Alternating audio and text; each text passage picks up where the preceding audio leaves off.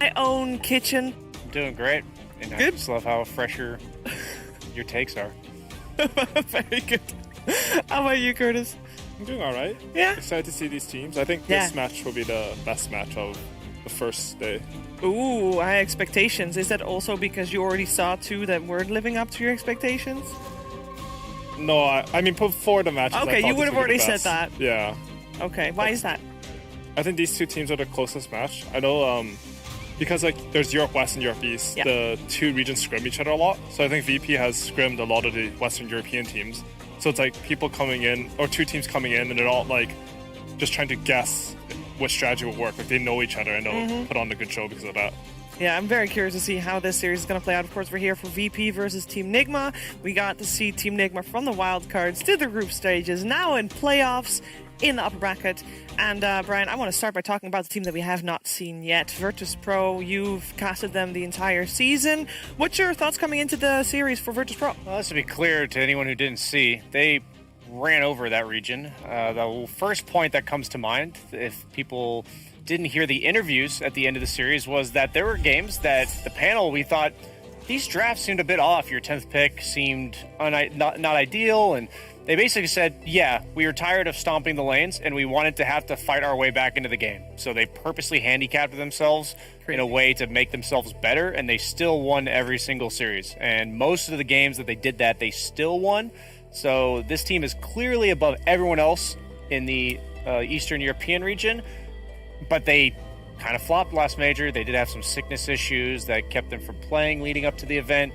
So they're kind of similar to Alliance, where they played really well both DPC seasons, but yet they're yet to prove what that means on the international stage. Yeah, and Curtis, we have the comparison of Alliance doing very well in the season, and of course Virtus Pro also doing very well in the season. Virtus Pro, they've dropped one game the entire season. They're the only team that has 7-0'd their season 2 times in a row. Does that surprise you? That there's a team that can do that? No, I think they're steppable. Although, to be honest, I think in their match for Spirit, it looked like Spirit should have won that one. They're like up 20k, breaking high ground. They sort of dove tier 4s. But no, VP, like...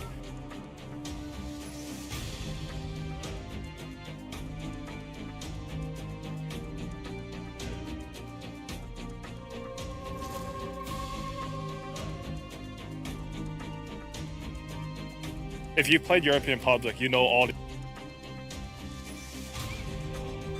these players are really good. Like, I think in particular, they have really, really strong cores. I mean, everyone on the team is good. But I know Nightfall, like when I talked to him, he calls himself like the next Ramses. Okay. And he's like a modern carry. He's not like the, I'm gonna sit in the back, farm, wait for my timing, carry the game. Like, he will make moves early, he will make calls, and like he'll carry the game through tempo while still farming a lot.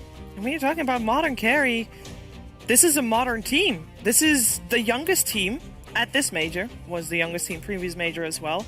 4 of their players are not even 20 years old yet, Brian. There's only DM who's 21. I'd say the biggest part about that stands out is how mature they are in pubs, at least from what I've seen. A lot of people kind of deem, they say the Russians or whatever. And there's a stereotype. Yeah, and my experience with them has been nothing but good. Sometimes, they get a little out of control in terms of how much they're communicating, but it's always like what they can do next in the game. And I'd say Nightfall stands out to me. Like we were talking about, he most likely is their in-game captain. And he does that from every role. And he has like 4 different accounts that are all in the top 100. I think more than that now. Yeah, and it just shows he just plays whatever. And he is more about the comprehensive game rather than just playing the carry role in regards to enhancing his understanding. And you can see it in the way that he executes the carry role, because I think it's hard as a carry to understand what your team needs from you at all times, because if you're hitting creeps, it feels good. But he just has that next level game sense that I can't believe is there for somebody that's so young. Yeah, because he has that game sense. Everybody has that game sense, sorry. Those are really careful. But I was very excited to see this team play previous major because they crushed the whole season. They did so well. My only question mark was fresh team, AY, nerves on LAN, perhaps? I think maybe it'll play a factor. They're very, like, if you talk to them, they're very confident people. Yeah. Like, so I don't think it should affect them that much. I think last major, like they didn't even place that badly. They got 7th, 8th, I think. Is that right? They made it through the first lower bracket. They bombed out and that was series with afterwards. like Nightfall. They didn't play any games with him at all. Like he didn't play any Dota for like 2 weeks before the ban because he got really sick. But I think, in my opinion, he's the most integral player on that team. And they like 7, 8. I think it was below their standard, but it's not that bad at a major. Like it's all the best teams in the world. And this time, like they're fully prepared. I talked to DM the other day. He said for the last 2 weeks we played 6 games a day, which is more than most teams. Because that's like 3 different teams you're playing sets against. And they're just like working really hard. Like they're really hungry for this one. Yeah, I bet they are. I mean, they were hungry last time around. Of course, couldn't really pull through this time around. More experience under their belt, and Brian, they already got the security. They are guaranteed TI. Yeah, that's what I like to hear though about the hunger. Most people say, well, this prize pool is 500K, TI is like over 440 mil, but if they're that hungry to win now, I'm looking forward to seeing what they dish out. I thought you were going to say 400 mil. Yeah, I almost said 400, but 1-0 here and there. What's it really mean? A lot of money is a lot of money. And yeah, but this team is definitely hungry. I think I want to stick with Virtus.pro a little bit because to me it is just that region is incredible to me in the sense that previous TI, TA9, Virtus.pro, different roster, of course, bums out.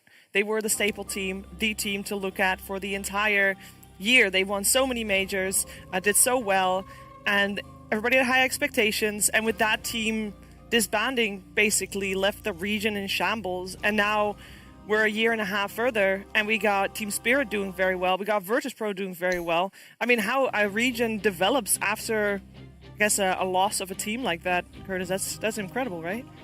Yeah, for sure. And I mean, we lost because they were VP potential before, right? Yes, they were. So like you can see, yeah. like the VP organization, they invested resources into growing the scene, and like it's paid dividends because this team, they're looking good. They got second in one of the big online tournaments. I don't watch as much, but they got second in something. I think they got second in the Dota Pit one. Okay, yeah, to Secret. I think when they were just dominating on Secret, they looked good in that. So yeah.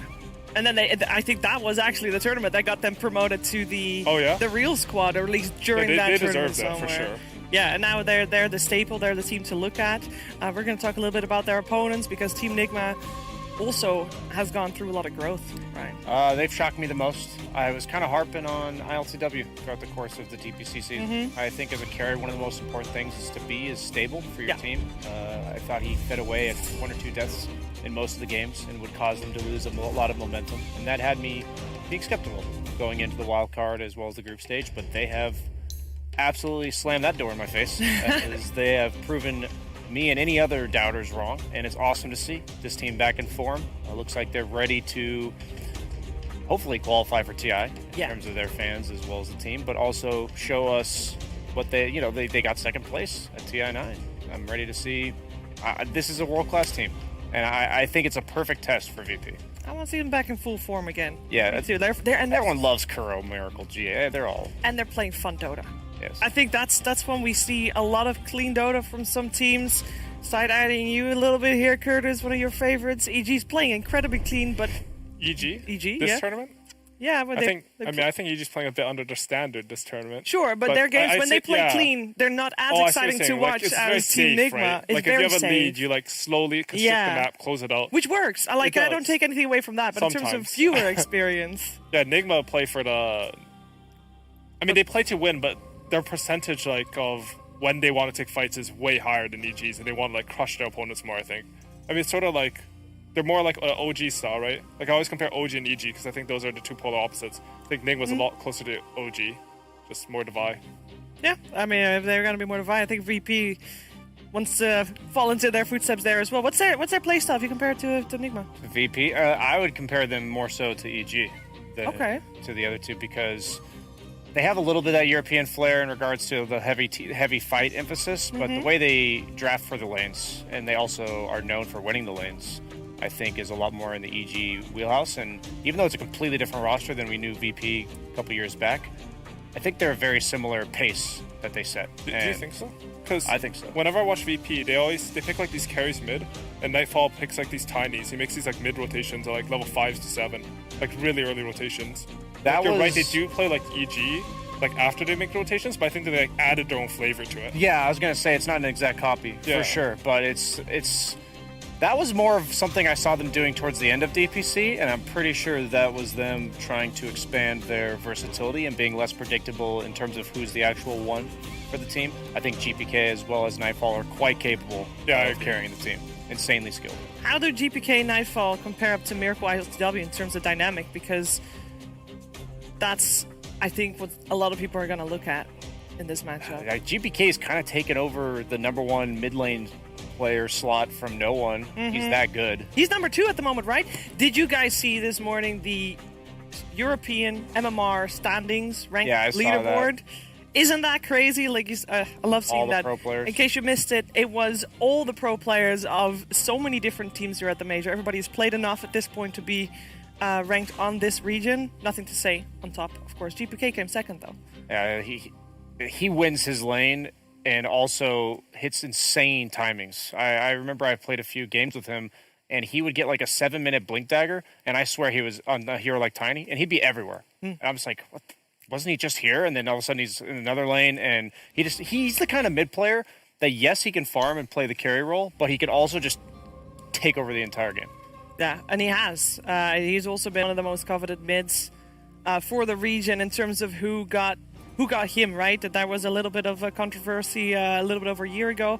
But this Virtus Pro, this squad, they've actually said, Curtis, that this is the squad that they wanted to play with for such a long time, and they're all very happy and comfortable playing with each other, and it shows in their gameplay. Yeah, for sure. I think you can see like how they make moves around the map. Like, they're very comfortable in their columns, and I think the most difficult thing to transition in from pubs into pro teams is just trying to always back up your teammates' moves. Like, they make a call, and even if you don't agree with it, you need to find a way to make it work. Yeah. So you don't want to like have disharmony in your communications in your play. Like, whenever I watch VP, they're always synced up. Like, someone will make a call, even if it's like maybe TM has to push away for so the move works. Like, they'll do it, and they'll do it really fast. Yeah, when following each other's calls is super important. We've seen the same thing coming from the side of Team Nigma, and we are hopefully going to see the same thing coming on the stage as well. Before we see any play on stage, though, let's first see the players on stage. Welcome for potentially one of the biggest matches of the day. Now, many people in CIS know one simple rule, and that is, my friends, to fear the bear. Ladies and gentlemen, let's bring out to the big stage for the first time, Virtus Pro!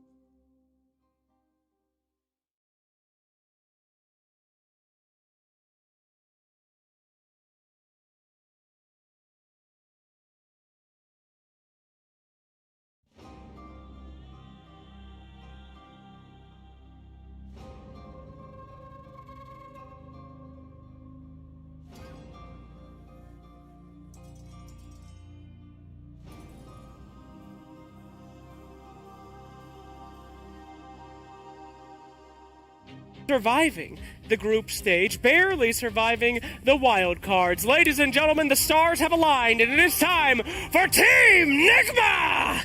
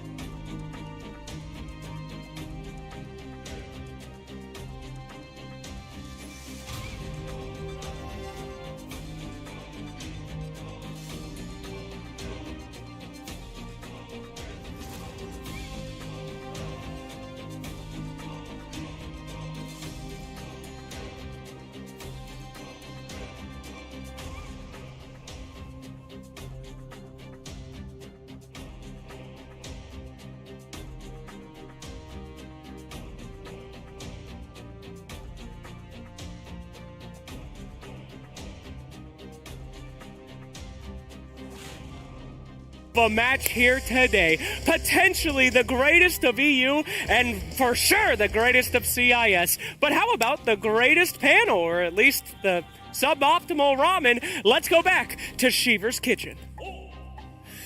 My ramen is the best. What are you talking about? Suboptimal? Come try a cup, okay? You'll be amazed, just like we're about to be amazed by the Dota 2 being played. For Virtus Pro, their road is only just starting. Team Nigma, they've had a long road behind them, and this is a road that is needed. We talk about TI, VP already qualified, but Brian, Team Nigma, even though they've done incredibly well, they've not earned a single thing yet. Yeah, I think it's top 6 that they need, right? So top 6 gives them the 98% or 94%, I think, in their case, or something like that. If they want to be 100% secured, they're going to get top 2. They need to get top 2. Wow. I for some reason thought top 6 was 100% secured for them, but I have them coming in as my underdog for the upper bracket. Like, I think a lot of people kind of doubted them, like I did in the group stage, and now I have them as my favorite to win it all, as a team that you would not expect to win it all. Yeah, they got 370 points, by the way, for people keeping score, keeping count. 370 DPC points, and then if you come top 6, you get 300 extra, so you're 670, which is not that good, but it still puts you above a lot of other people, Curtis. So there's a lot to play, but we know that these guys can play under pressure. Yeah, for sure. I mean, if you look at a team they're going to make the pressure run, they're famous for their lower bracket run when they were part of the Team Liquid winning TI. This is a team to bank on for that, for sure. And the question is, will they have to go through the lower bracket to make that run? I'm gonna put you on the spot right here. Didn't see any drafts, but I am curious to hear who you guys think will take this series. It is, as you said, Curtis, the most close series that we might watch today. I mean, it's weird because we've seen so much of Nigma, and they've looked so good. Yeah. And we've seen nothing of VP. Absolutely It's so nothing. weird, right? So, we're making predictions on zero info here. Correct. So I think VP would... No, but, in my head, when I see the players on VP, and the hunger they have, I think this is a team that's, they have the potential to make a really deep run. It's not like I don't think Nigma can win this series versus them. This is, as I said earlier, I think this is the closest series. It's going to be the best games. But personally, I would favor VP. I think just the amount of work they've put in and the amount of hunger they have will allow them to take it. This is the big stage. I'm going to go with Team Nigma just purely based on experience and the fact that VP hasn't got any, really. So it's just... They played 3 series last major. I'm saying that... That's their experience. Yeah, let's just compare that to the TI-7, TI-9. Curls literally played every single hero. Yes, yes. It is kind of crazy, right? You got this young squad coming in, goes through the upper bracket playoffs twice in a row, up against the juggernaut that is Team Nigma, who was, runner-up for TI, played everything under the sun, loads of years of experience in their captaining, and big difference, there is actually no coach on Virtus Pro compared to Team Nigma, right? Yeah, they don't seem like they really need it. I think they're one of the few teams that...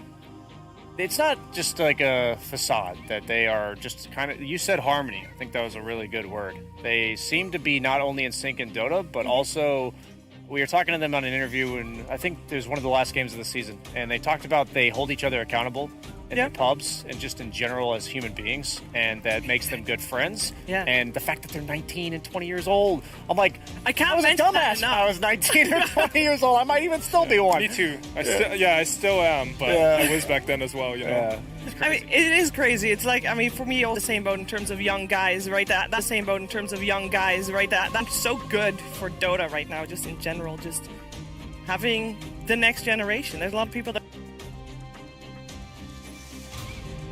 are calling VP the next generation of the Dota players. I think there's a lot of unpolished gems, particularly in the Eastern European and the Southeast Asia regions. I think those two have the most...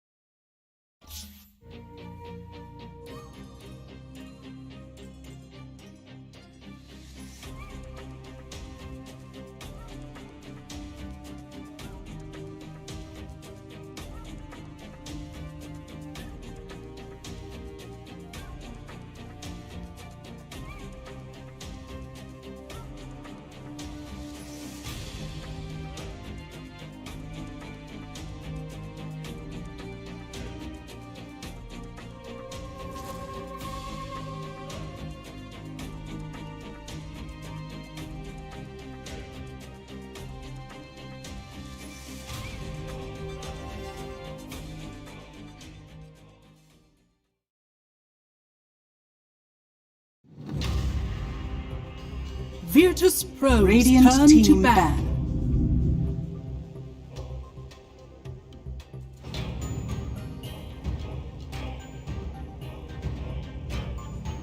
Fail Exactly. at this point. Yeah. So that narrative is already kind of dead horse to these players, at least, unless they're so confident that 10 what they're seconds doing is so remaining. good that they're the team that can bring their meta into 5 what this seconds current remaining. meta is, which I think after watching like every single time we see people try to beat this like Virtus hey, Pros turn tanky to ban. holy locket DPS that Radiant everybody's team doing, ban. it doesn't seem Just don't worry about it. Dying out And of the IO and the. Easy. So yeah, we've been hyping up a lot of VP. Nigma, sure, it may be an advantage to have so many games. 10 seconds remaining. How many tricks can you have up your sleeve? You know, is this Luna really going to be able to 5 catch people by seconds surprise? remaining. Is picking Rubik? Nigma is like one of the only teams Virtus that Pros turn to could have pick. won one game with. Lost another game. Radiant team How much pick. more can they really whip out? And now that you're finally in upper bracket playoff, Regards to Nigma and there's like, yeah, I think the main thing is the fact that have the ability to go up against VP off the very meta offlane. And 10 you're gonna have to show some seconds respect remaining. towards it in the second phase if you're pro. If let's say you pick Mars or you 5 Luna, seconds suddenly Nigma remaining. can play that pace. Saw earlier today how Asta team had as Radiant their favorites team with pick. Mantle through progression and pace. Again, to reiterate the point, 25 games. They have the highest average amount of kills by 29. Second place, Virtus Pros 25.5. turn to Look pick. at assists, second place. Oh no, they're actually, the second. They're 6-4.2. They're like, they have so much aggression in their lineup where they can't play. Woo. well, you want to talk game frequency? They have played Lions 7, won every. 10 seconds remaining. 10 seconds They will remaining. pick it first phase most of the. And they've only lost like 5 one game on seconds in both. remaining. Very Turn much. to ban. Okay, so speaking off of the line point where they're first phasing, that's something that we're seeing has started progressing in the meta in the last like 2 to 3 days, where line is getting was out of the meta for a while and then it comes back in. The Mars, this is 10 a very seconds similar thing remaining. where during the tail end of DPC, Mars was not getting 5 first round seconds pick. remaining. If it was getting first round picked, it was usually second pick or when you have a double pick, something like that. So VP Radiant have not team back. picked Mars in the last like 20 games that they've once. And then they picked Mars AA, 2 heroes of this tournament. And so I think this answers our question of what, did I get that wrong? No, you're right. Okay. Yeah, Mars is the most picked hero in Ancient Ever. Virtus Pros turn to ban. Sorry. So they are adapting, which is Yeah. great to see because you hear about this young of up and comer. They don't have a coach. They've got this natural synergy. You just want them to succeed. Don't want to see them come onto LAN and have egos and fail because of that. And you know, Radiant obviously we want them team to. ban. Like, we also want to watch good Dota. Kind of what happened at Singapore because I had extremely high expectations. From a prodigy, I was like, hell yeah, CIS squad. Sending with Spirit, a bunch of young bucks trying to make a dent and then sink disaster. So hopefully this is a change of pace. And while 10 Mars is a little bit seconds out of the box for remaining. DM, I will say that 5 well seconds familiar with. remaining. Again, this might sound somewhat, but the fact that like RTW on Nigma, the reason why this player and then the team are able to is unlike other teams, they live and breathe Dota in the pub. And Yeah. like we mentioned it so much, but a lot of the pro, they get comfortable in the rhythm, scrimming, play a couple games, and they kind of go wheels off in regards to the actual scene.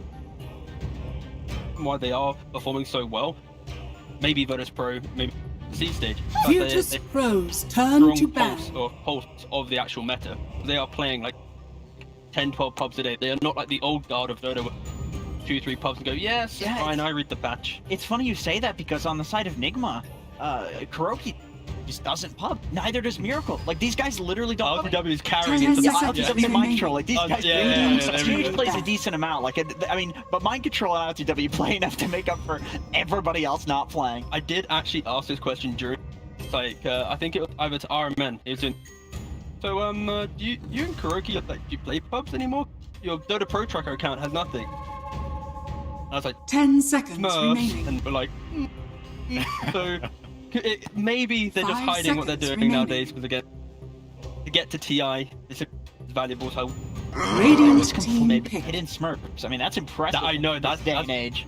that's Well bad. done. But it is cool to see that the battle of the kind of the team, you know, has their finger on the pulse of the pub scene versus the old guard, who I feel like would be probably more likely to be flowing in terms of, all right, let's just try this. We have this idea. 10 We're seconds really remaining. confident in our theory crafting, whereas this lineup might have to feel, 5 they might feel like they need to have seconds played something in their pubs to be truly comfortable on.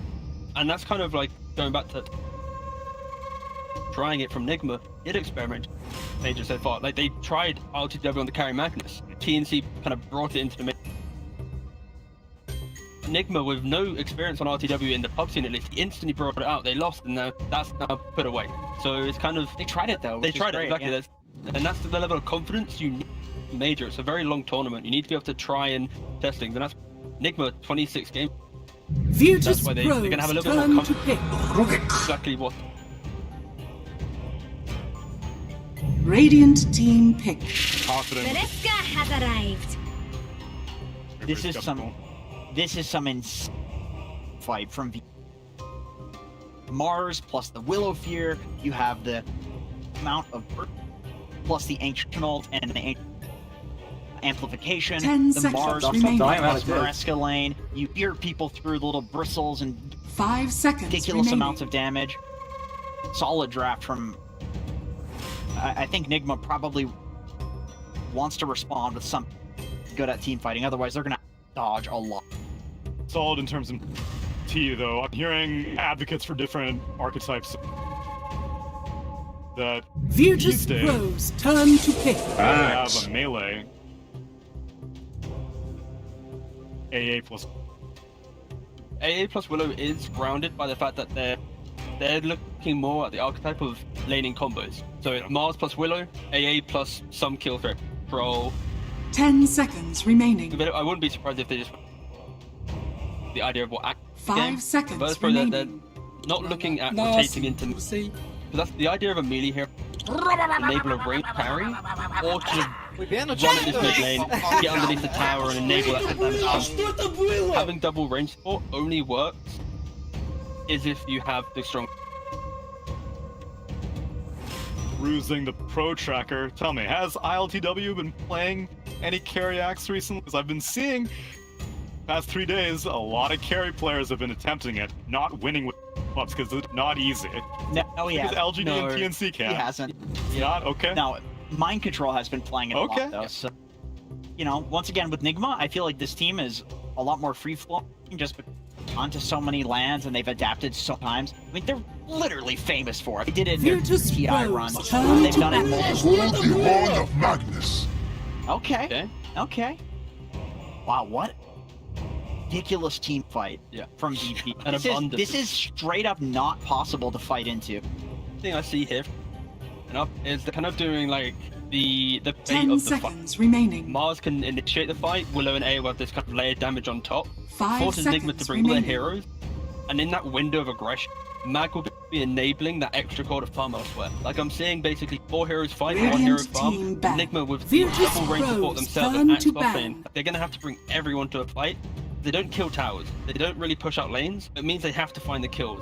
And that already puts a lot of that but if they have the Radiant team fight, team back. Nigma doesn't really have team fight themselves, so it's all about kind of strong lanes and that ability to have numbers Yeah. advantage. The lanes matter a lot Yeah. for their draft, but I also do think that if they can't get advantage out of the lanes, they have very persistent fighting. There are really no cooldowns that they're waiting for 10 other than think seconds remaining. it's your 5 line. If you're waiting for your 5 lines finger cooldown, you're probably doing 5 seconds remaining. We have completely. It is a GH room. You mentioned Virtus Pro has a fight. They can just steal the team fight. That's true, and yeah. that might help them out. 100%. There's a lot of really good spells to steal. Every single one of these heroes, honestly, I don't think there's any bad that you can get Warg from ours, but great stuff to steal. And I think Nigma could bank on having solid lanes, buy a lot of regen to make sure Virtus those, Pros turn to then pick. some really hard farming carry like Terrorblade, although that's banned out. Terrorblade and the Luna as well. Yeah. Something along those lines. Luna TV would have been perfect for the way that their heroes want to just fighting. Where are we Magnus and Mars. Easy. Your 10 interested seconds numbers. remaining. Mid lane Mars has Radiant team 25%. Okay, I was gonna say Medusa for Nigma as their last pick, but I think against the Ursa. Back to your question, I'd like to see the Mars to enable Willow, and then mid lane Magnus. Enigma's like Spectre. Choose your I hero. was gonna say Spectre. Ah. I believe. And Can you please explain why it would have been good? yes, I shall. So Spectre is, simply put, the idea that Enigma loves to run and fight. Don't have a wing. Bands of Terrorblade of Luna. This Spectre will simplify the game plan, mitigates the initiative. The Magnus instantly kills the AA and the Willow, and gives them an insurance. This game is going to be slow. It's going to be fights left, right, and center. Nigma are going to need to force the map to be poking and prodding. That Spectre is just perfect pick left to give some way of playing the late game.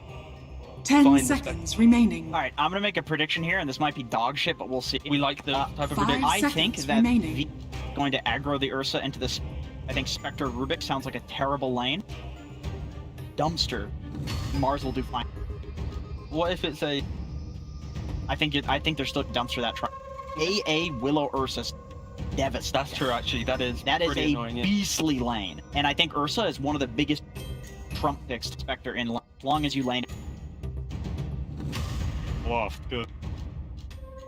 Spectre, VP known for speed, and they close out the game in, I don't know, 35 minutes. How long does it take? I would say I think dominate the game would be about like 30 minutes. That's the window. The first Aegis, you collapse the map. You get the second Aegis, you look, and in that second Aegis, you're running into high ground and you fail that. That's when the Spectre will just dominate the fight, and they'll all on VP in the early game. Nigma, if they set the pace early, that Virtus Pro can never muster the Nigma needs to play aggressive, slower starter draft there. How it all pans out. Virtus Pro, Team Nigma. Game number 1. Let's send it back behind the waterfall to our...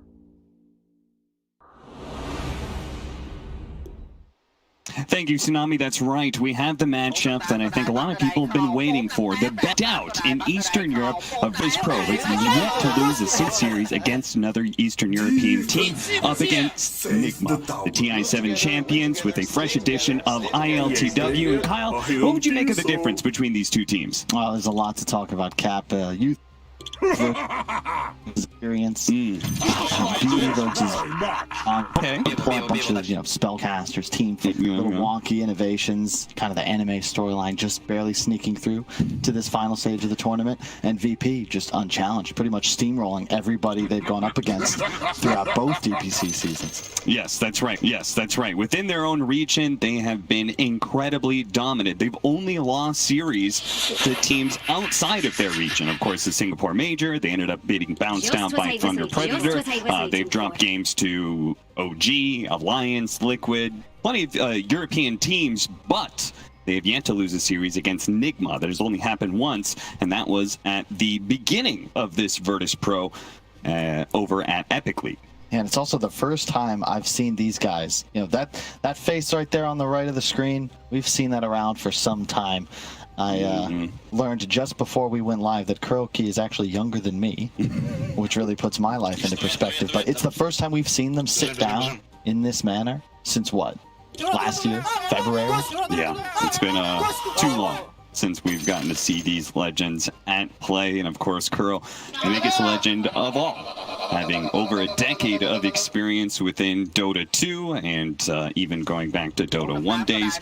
Virtus Pro, meanwhile, young, fresh-faced, new generation, really, of not just Eastern Europe, but of Dota as a whole. I mean, every single one of these guys is 19, except for the old man of VP right there on your screen, a grand total of 21 years of age. Like, the fact that you're the oldest guy and you're only 21 in the Dota esports scene is insane. Yeah, it's wild. I added up together, they still don't make 100.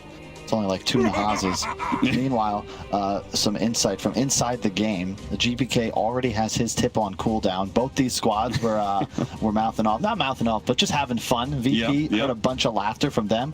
And there was some setup stuff with Team Nigma. And then I heard Mo and the whole squad just exclaim, "Let's fucking go." Yeah. Everybody walked off stage. You saw Kuro kind of pound his hand into his fist, and you know that they're excited, and they do have a lot to play for. T1 winning and pushing them up to a guaranteed 970 points does thin the odds a little bit for Team Nigma. Top 6, not going to do it. Top 3, probably not going to do it. They may need a grand finals berth to secure a spot at TI. And for me anyway, I feel like they have a very good chance of being able to do so. I don't know how you rate these two teams, but I personally have them placed. These are 2 of my top 3. Yes.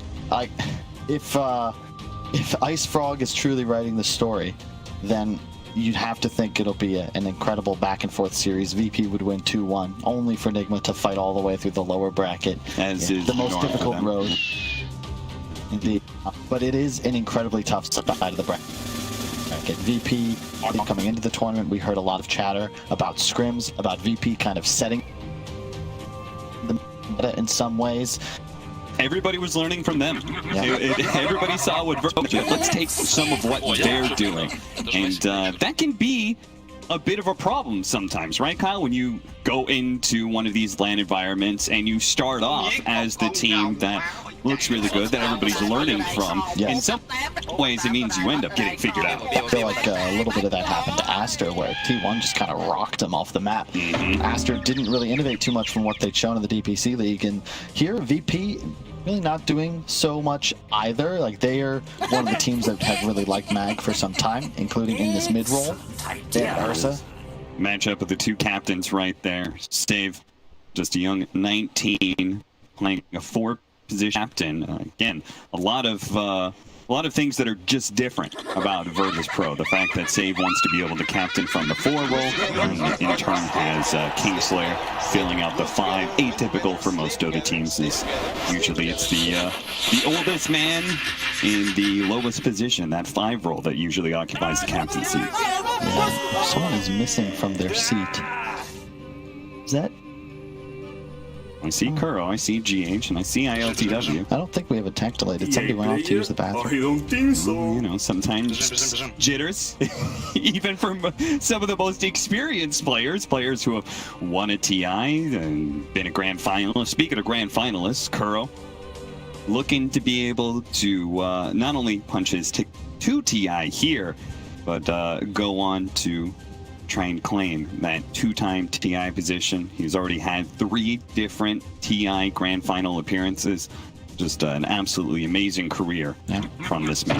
One of only 2 players as well, I believe, to make a grand final on 2 different teams. Yeah. I want to say FY, I didn't research him properly, but I thought he was on LGD both times he made the final. Yeah, and then... No, he was on Vici, TI4. Yes, he was. Okay, so 3 players. Kuro, FY, and Weeha. Weeha. Oh, that's right. The man who is yet to be able to win a TI, but appeared twice in a grand finals, both with Digital Chaos as well as Nigma. Of course, he has since departed this squad and has been filled out with ILTW. They've shuffled Miracle into the mid position. How do you feel like Nigma has changed as a team since this whole roster shakeup? Well, it's, I think, probably the team we've most discussed so far, just because we've seen them play so much Dota. Not just the tiebreaker, but what felt like an extra match in the wild card. Yeah.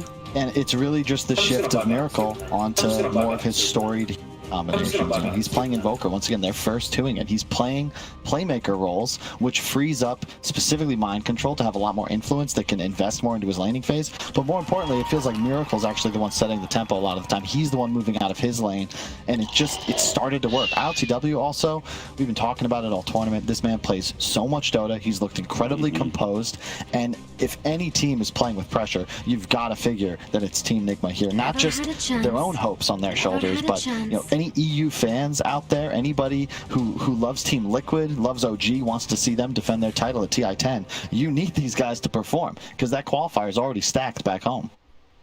And what would you make of ILTW felt like. Why wasn't he picked up on more tier 1 teams? I mean, he was on OG. They had very good things to say about him as a teammate, but then he just really wasn't heard from until Kuro decided that he was what was needed for Team Nigma. Maybe just a lack of roster shuffling in general on the top tier teams. DM on the side of Virtus Pro is another guy who's been top 10, top 20 MMR for, I feel like even back when I was playing, I remember seeing his name, not knowing who he was, but he was always on top of the leaderboards. It just sometimes takes time. You know, you need connections in addition to skill a lot of the time. You need to demonstrate that you've got experience and pedigree, and there's a lot of pub stars that just simply can't or refuse to make the transition to professional. Not everybody can do it, but ILTW definitely demonstrating that he is one such man. I like how you compared him to DM, a player who very clearly set out to make it professional, kind of no matter what, right? He was playing in this party huge stack that was basically Virtus Pro before it was formed. He went out and was basically willing to join any team he thought he was good, even going so far as to travel across the pool there. And our main man, Miracle, back on stage. Okay. VP has been ready for a little bit. They remind us every minute or so, but you know, it's a really cool matchup to see in this first round of the upper bracket. VP, the last time this team was here in Kyiv for Major, 2017, where they dropped 3-2 to OG in the grand finals. This is, of course, a completely new roster. These guys were all teenagers, young teenagers. They were all in high school when that match went down, but looking to get a title here. Yeah, what a way to be able to bring about the coronation of the new kings of Eastern Europe, right, would be to outdo the old legacy of Virtus Pro, to be able to show that these are the new generation. They're going to lead Eastern Europe into the future, where, sadly, they've been mostly living in the past, most notably through Na'Vi. 4-man setting up right now, 5-man actually on both sides, is Nigma and Virtus Pro are ready to kick things off, it looks like, with a Bounty Rune team fight. Who do you give the edge to? Depends on the initiation. We can definitely look a little bit stronger. Although Fable is deceptively strong in these level 1 engagements just with the damage reduction. And it'll be really interesting to see the GPK mag play out. Like, Virtus Pro, as this game goes on, I've heard BSJ say it at least 17 times in the green room. Ursa lineups, they need the Roche. They need a good timing, and then they accelerate from there. But to his chagrin, they keep getting it. They can't keep getting away with it, but every time we see these Ursa lineups, they do. They get exactly what they want, and they start taking over the map. Both sides actually breaking up a little bit. Nigma, they're going to blink first here. Meanwhile, Nightfall feeling like that he can't actually pick up the Bounty Rune against Kuro's Lions. So, 2-2 split. No first blood yet. Something else that Team Nigma has done, you notice it's always Kuro playing offlane nowadays with mind control. It's GH bottom with ILTW, so a different sort of support pairing, but it does also remind me a bit of, watching Jerix and Ana play at numerous TIs, almost always together. But Kuro also taking a bit more of a farm priority. This is not really a 5 Lion. At times it feels like both supports kind of shade towards that 4.5, and wards are free after all, so as long as you share sentry duty, typically you can both find a place in the game. Maybe Kuro taking a little bit after his old Captain Puppy, trying to play a greedier support position. Starting off with this top lane, Mind Control and Kuro, as you said, going to be playing the lane together. Lion plus Axe up against the Ursa Ancient Apparition. This feels like a lane that's going to be doing a lot of battling, and I feel like both the cores are going to get dangerously low. It's all about staying ahead of the creep wave and the health if you're playing Axe here as MC. If you start trading too many hits with Ursa, suddenly if you get low on health in comparison, he can just zone you out of the lane, try to chase you down. Another pause comes up. This one, VP's fall. They need a quick sec. I will say that from my experience, this Lion, ever since he's kind of become meta, and we're seeing it all the time as these 4-position Lions that are picking up boots first, I'm realizing that hero really doesn't need a whole lot of stats or necessarily a whole lot of regen, because he beats most supports when it comes to the man fight. It used to be Shadow Shaman was the go-to bully for, but that kind of fell by the wayside. Now it feels like Lion is that king. Yeah, the stun change, now only 70 mana level 1. You can already see, even with just brown boots, you've got at least 4, typically 5, before any sort of regen is necessary. And it's going to win you 2 free auto attacks, 80 damage. It's pretty damn good level 1 spell. And my biggest thing about Lion is that 70 damage talent at level 10. I've been waiting for it to be picked up as a core for a while, because like with just treads and a blink dagger, you're actually pretty strong. Nobody believes in it, and I'm not surprised, but... That would be quite the jump. I don't feel like we're seeing... all the spellcasting mids that we're seeing right now are all like very, very mobile, right? Puck and Lena being the two that probably the front runners in that regard. Yeah. What would you say, you know, in your intro, you mentioned beauty versus brawn, and I'm very curious as to which one is which. Well, VP being brawn, it's not meant as an insult by any means, but, you know, they play pretty smash mouth Dota 2. You know, there's not many Americans watching, but I'll still say it's a solid running game. You know, they just kind of right up the middle, so to speak. And in this draft, it's kind of the same, where their team fight's incredibly strong. Their strategy, even to the outsider, you know, maybe you're just tuning in now for, you know, Dota tournament, haven't seen it in some time, but they're going to farm. They're going to kill Roche. Ursa's going to run out with the Diffusal and try to kill everybody. They have 2 playmakers for DM and GPK. Meanwhile, Nigma, we saw this mostly in the wild card, but they just kind of made things work that we really wouldn't have expected. You know, the Invoker Luna, a lot of, I'll use the word elegance in the way they were playing, you know, having to hit certain timings. Just kind of, maybe it's just the magical storyline I'm buying into here at the AniMajor.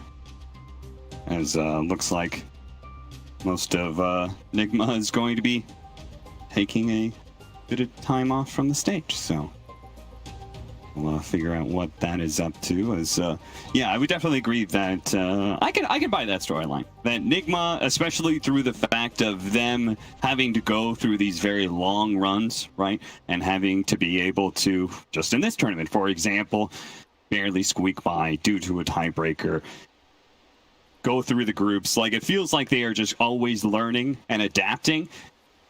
And that's probably where that difference of youth versus experience comes into play. I mean, Kuro's had to play so many metas at this point in time in his career. He's probably thinking, I've seen it all. Yeah. I've seen everything. Meanwhile, that Dota has to offer. I love this because these guys are just kind of geeking out like, oh, wow, hey, that's me. Yeah. It's the first time I think these guys have been on a stage with this much grandeur. It's, you know, we might take it for granted at this point, but this is still a new experience. I mean, I'm personally pretty impressed. It's days like today. It feels real cool that we get to do this for a quote-unquote career. Yeah, absolutely. It's definitely a great opportunity, and I'm really looking forward to seeing how these two teams match up against each other, because it does feel like, if anything, we're just building the tension, building the story of these two teams, who, in my opinion anyway, are some of the favorites. I mean, going into this, we, of course, casted the Eastern European Division. Do you feel like some of that is just bias that's coming into play, that we're looking at VP and think that they're very strong, or is that...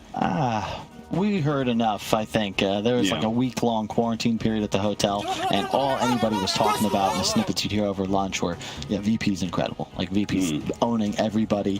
They just apparently were first 2 in TA. I learned a little bit about those specific matchups as well, where, you know, I was postulating last night with this, you know, Ember Spirit versus TA, because we saw, I think, LGD pull that off in the group stage, but I didn't realize that Meld Strike, where it used to be -2, 4, 6, 8 armor, is now 5, 6, 7, 8. I'm like, okay, that makes a lot of sense, because now with these low armor mid heroes, you actually just can't lose. Ember Spirit will lose like a third of his health in one hit if you actually try to pull that off. So it is first doable. Yeah, I've been convinced. You were basically talking about, like, Templar Assassin, like, why aren't we seeing some of these other counters? Like, where's the Ember Spirit? Yeah. And that one got shut down pretty quick. It's like, that matchup is different than it was 2 years ago. Yeah, I've been told also rumors of some teams being willing to pick it and put it safe lane, and they just, like, camp tier 1 and Meld Strike you as you run to lane and then do it again, because there's no cooldown once you sit long enough. Yeah, it's nasty, and it's like, oh, well, that's a self. Good luck, have fun. And it lasts for way too long anyway, but...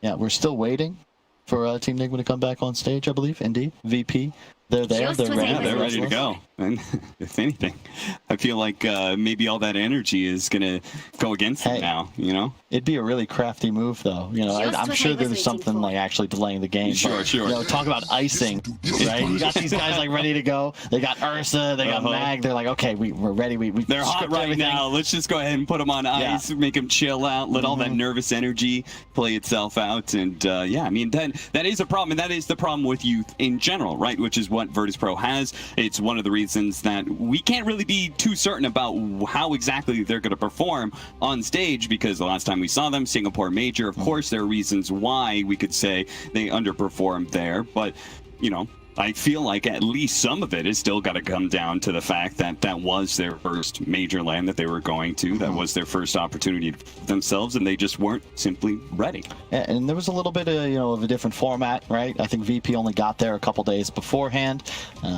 They were rusty. You know, they hadn't had nearly as much time to play. Maybe jet lag plays a role. You really never know. But for this tournament, guaranteed, no excuses, no nerves. Everyone has had plenty of opportunity to scrim to their heart's content, and that's where all this inside information is coming from. It's just the fact that everyone's played everybody at this point. You're like a 4 or 6 hour flight from home. You've had a couple weeks to prepare and play.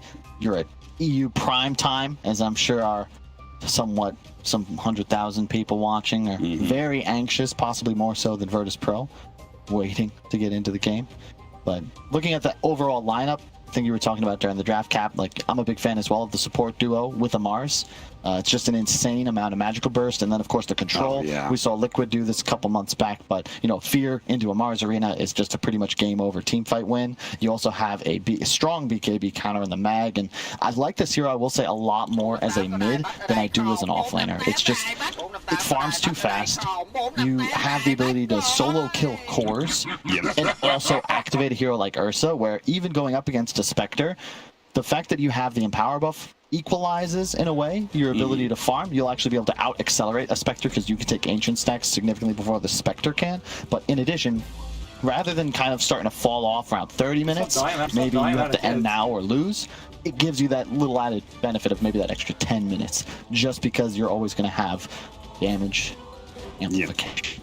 You know, that's actually a conversation that I was having with somebody recently, as she was asking me, it was like, okay, why are games like stalling out later? It feels like it used to be when Dota, when somebody was ahead and it was kind of a stomp, it'd be over by 20 minutes. Like literally the game would be over 20, 25 minutes, GG called. But now it feels like games do stall out even when a team is ahead. And I pointed to the fact that in many ways, many of these timed lineups no longer have that same kind of timing. They are able to continue to play into the late game purely for the fact that they're able to just keep on scaling through ag interceptors, shards, all these sorts of things. But yeah, well, we've actually talked about this match plenty, but I think there are some people who probably have some interesting things to say over there in our ramen panel shop. So hopefully we can get a few words from them. Maybe a couple of words, Cap. Maybe there. I was actually very on brand, actually eating ramen that was not made in my ramen shop, but I figured I could do that here too, while listening to my lovely customers. Don't have ramen. That's like not how you're supposed Where's to. my ramen? You ate yours already. I did eat mine. I haven't eaten ramen. That was my ramen.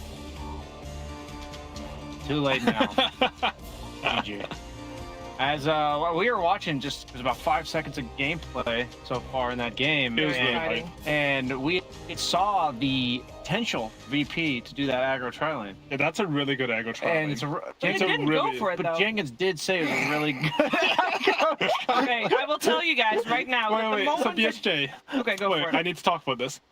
How do you identify what makes a bad aggro tri lane? When you have a carry that's level dependent, when you have supports that are level dependent. after the laning. It's when you have Dark Willow, A, and Ursa. I think that's think that's that's a literally much how you shorter identify way it. to say exactly what I just said. Sorry, we're just messing around to just poke fun at Jenkins. But, I mean, this was rightfully so poking fun at because he did mention that he really liked that tri lane. it's because tri-lanes now are so uncommon. Like, there's a reason it's the 2 meta. If your tri-lane is not overwhelmingly strong, where you can like zone the 2 heroes out or constantly kill them, it's generally not worth it because 2v1 on the other side will go. And Willow, A, Ursa, they're not really strong beyond. They play a lot of like harass, right? There's like 2 or 3 carries that I think are viable tri-laners. Primary one would be definition of a carry that has to be powerful level 1, established and everything. It's like Tusk. Yeah, Tusk, Luna, supports, yeah. some range stun. While Ursa is incredibly weak carry level 1. And it's absolutely fine that Jenkins would suggest his knowledge of carry. It's just terrible. Pretty right? okay. Yeah. Okay, yeah. Good enough to make some use. Were you guys surprised that there was no mag? No, sorry, the mag instead of the.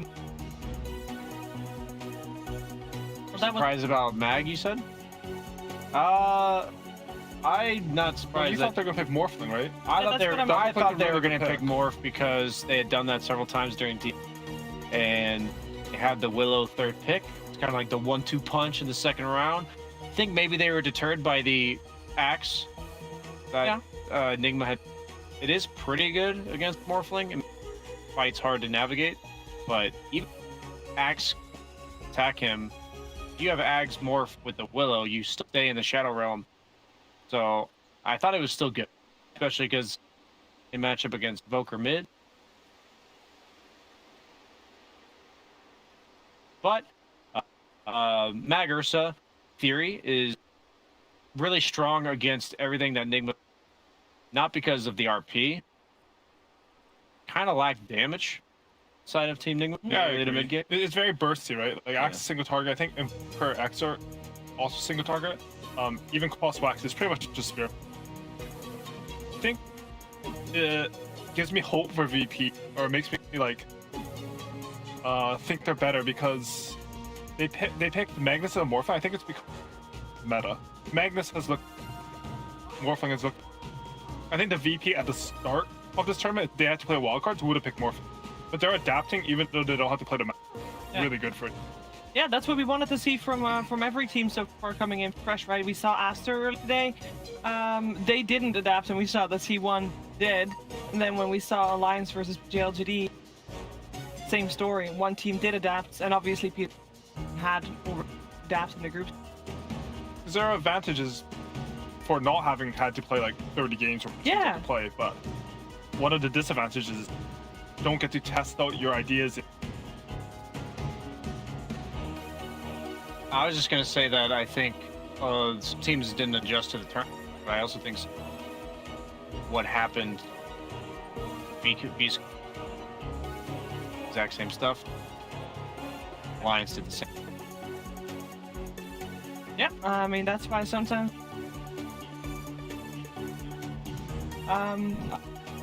talk about the draft and a very long time. But we could also spend time listening to commentators.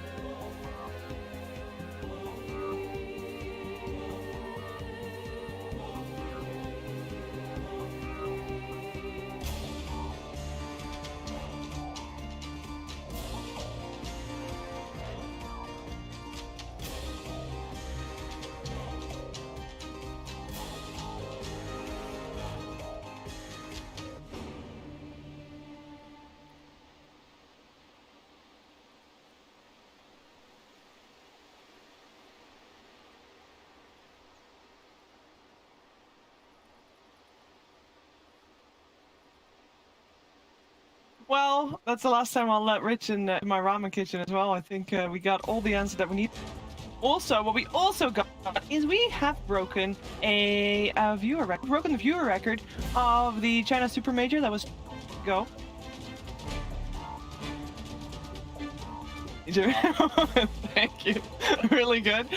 And as you might know, every time we break a record, I think there's some prizes that we're handing out. So keep an eye on all of that. Also, in less good news, we have the update that the reason why we are waiting, the delayed is Miracle has what seems to be. So maybe he tried Rich's dish. That would explain a lot. Explain a lot. It made sense. Yes. So, well, you shouldn't. Never eating anything they. It's pretty crazy that you see people cooking 30 minutes right in front of you, and you do still take a bite out of that. Was that chicken boiled? Did they end up eating the boiled? I'm gonna go ask Fall. Rich is an innovator. Yeah. Boiled Kyle! chicken with butter on it. It was not boiled? It was not boiled chicken. So they didn't eat the boiled chicken. Good. Sorry. That I is said it probably again, dangerous. so That is. No. Boiled It's, chicken? first of Yeah. all, it's called Not if poached you- chicken. If you boil it for long enough. Yeah. Boiled goose. Longer than thing with 30 all- minutes, all right? these 'Cause I've stuff? Can they hear us? No, I mean, I don't know. you can boil it Yeah, we like can soy hear sauce you. and stuff. Just and look Hello? for it. Oh, hi. Hello. Can So you hear the us? story of what happened. The story of what happened is that they put the rest of the chicken into that pot for boiled chicken. They? Rich. Yeah. Specifically Rich. And then Rich decided to toss a few eggs in there with the chicken. Also raw. And the last I know of what happened with that pond is that looked inside and said, "Oh God, no! Don't look in there," and then put the cover back over it. And that's the last I heard from that chicken. We did have Kyle's dish though, Yes. and that was Rich commandeered it because he said he would be better at presenting it properly and then putting more honey on it. Yeah. You know, I did. They cut the part out. I did correctly guess what Rich was doing with the honey. He was using it as glue. That was the whole idea. It was glue to make sure that when he unveiled his dish and had to, angle it towards the camera, that the salad wouldn't just fall off immediately. That was his whole play, apparently. So, yeah. All right. Yeah, good on him. Very, very clever. Definitely will. I don't know. why I wouldn't go that never far. arrived. No, the pizza did never arrive, sadly. And all I had to eat that night was that one piece of chicken, which I did feel my heart slow down for a moment there. It was definitely chugging. My favorite part of that whole content piece was, for some reason, it was scheduled for 11 p.m. And we didn't actually start shooting anything until about 1:30 a.m. because, and I quote, "we didn't want to have any natural light. We wanted to use the studio lighting." And then Slacks, you haven't seen it yet, filmed further content that I believe got him home around 5 a.m. So I mean, that's kind of dangerous. The natural light is coming back into play towards the end of that. So good times though. That'll be a fun one. Yeah. Looking forward to that. Yeah, this match would also be a fun one. Yes. It would be. I saw already on Reddit the theme is. Step away. Oh, both teams seems to have popped the smoke of deceit. Both missing from the map, and we're left here without a Are you commercial guys break. gonna take over for us?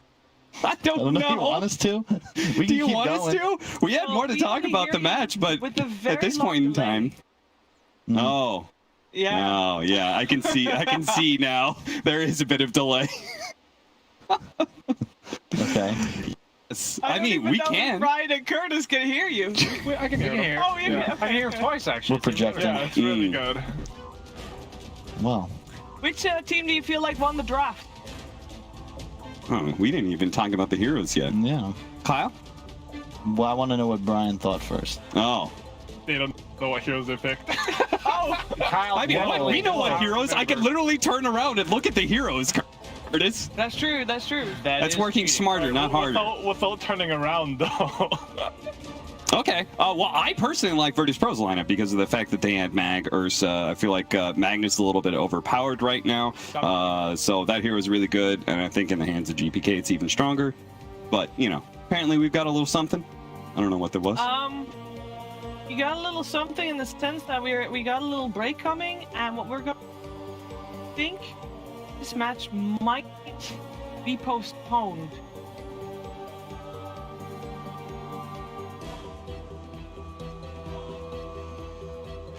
Playing then. You don't want to do this series handicapped. Might have a little bit of a break for that because the teams might not be ready just yet as expected. Our next series is going to be a very exciting one though. Hey, people always say absence makes the heart grow fonder, so you know the VP Team Nigma series, the most hype series of the day according to many, going to be postponed to just make you want it more. I really hope it's not going to be a 2-0 stump then when we do have it played out. But enough about that series. We're got exciting, hype. We're going to get ready for that while we have a break. So we'll see you soon with more Dota 2 for the AniMajor.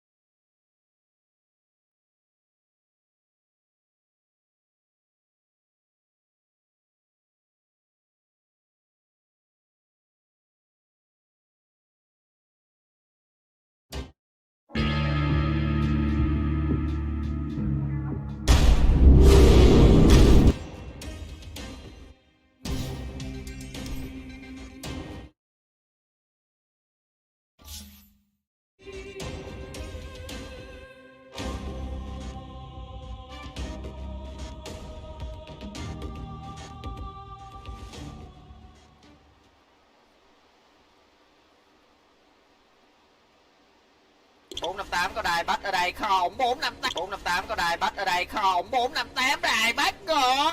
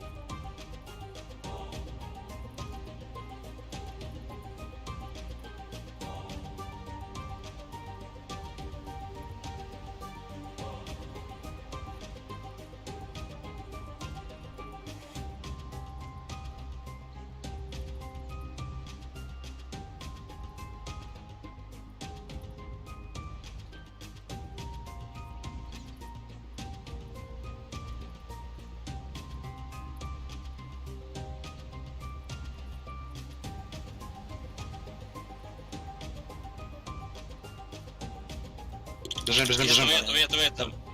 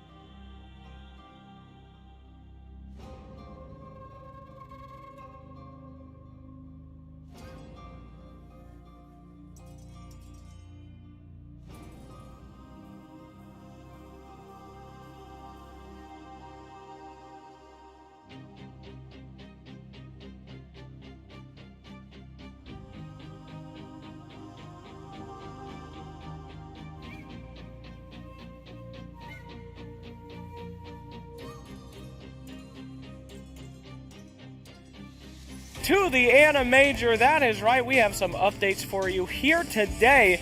Welcome, of course, with me, Owie2000 Jenkins and Effie.